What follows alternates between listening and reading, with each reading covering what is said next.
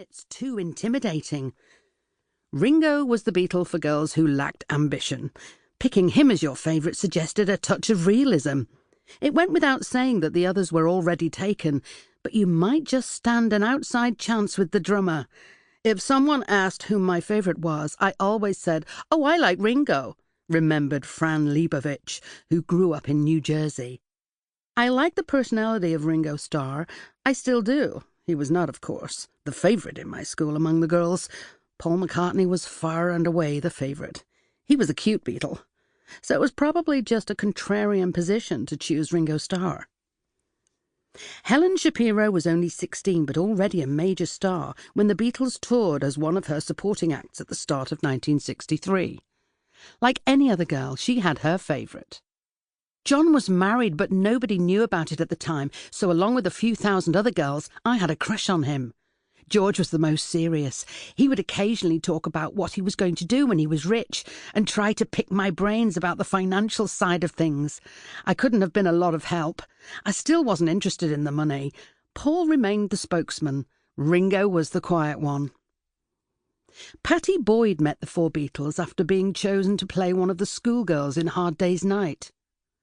On first impressions, John seemed more cynical and brash than the others, Ringo the most endearing, Paul was cute, and George, with velvet brown eyes and dark chestnut hair, was the best-looking man I'd ever seen.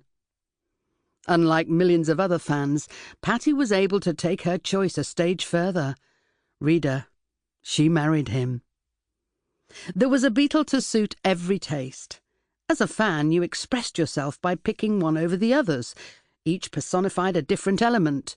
John, fire. Paul, water. George, air. Ringo, earth. Even their friends liked to paint them in primary colours, with sharply contrasting characters, like one of those jokes about the Englishman, the Welshman, the Irishman, and the Scotsman. Carolyn C. noted how, in A Hard Day's Night, they enacted their given personas. Winsome Paul, witty John, thoughtful George, goofy Ringo.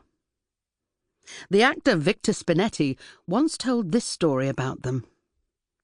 While filming Help in Salzburg, he caught flu and was confined to bed. The Beatles came to my hotel room to visit. The first to arrive was George Harrison. He knocked, came in and said, "I've come to plump your pillows. Whenever anyone's ill in bed, they have to have the pillows plumped." And then he plumped my pillows and left.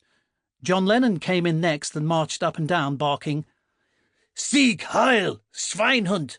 The doctors are here. They're coming to experiment upon you. Sieg Heil! Heil Hitler!" And he left. Ringo then came in, sat down by the bed, picked up the hotel menu and read out loud as if to a child. "Once upon a time there were 3 Burrs, Mummy Burr, Daddy Burr and Baby Burr." And then he left. Paul opened the door an inch, asked, "Is it catching?" "Yes," I said, on which he shut the door and I never saw him again. Paul was being the pragmatist as usual. He knew that if he or the others had caught flu, there'd be no filming. Working alongside Brian Epstein, Alistair Taylor observed the different ways the Beatles dealt with their earnings. Every month, Brian would issue each of the boys with their financial statements, all neatly and accurately itemised and sealed in a white manila envelope. They reacted very differently. John would instantly crumple it up and stuff it in his pocket. George might have a look. Ringo certainly couldn't understand it and didn't waste any time trying. Paul was the one who opened it carefully and would sit in the corner of the office for hours going meticulously through it. As they grew older, the differences in their characters became sharper. It was as though the wind had changed, and each had been stuck with the face he last pulled. Asked to submit ideas for famous figures to include on the Sgt. Pepper album cover, George suggested a few Indian gurus, and Paul picked a broad variety of artists, from Stockhausen to Fred Astaire. John's suggestions were more macabre or offbeat. The Marquis de Sade, Edgar Allan Poe, Jesus, Hitler. And as for Ringo, he simply said he'd go along with what the others wanted. Of course, the Beatles revolved around the contrasting characters of Paul. To keep listening to this audiobook for free, click the link in the description. It will take you to a free Audible trial where you can listen to this and many other books for free for 30 days.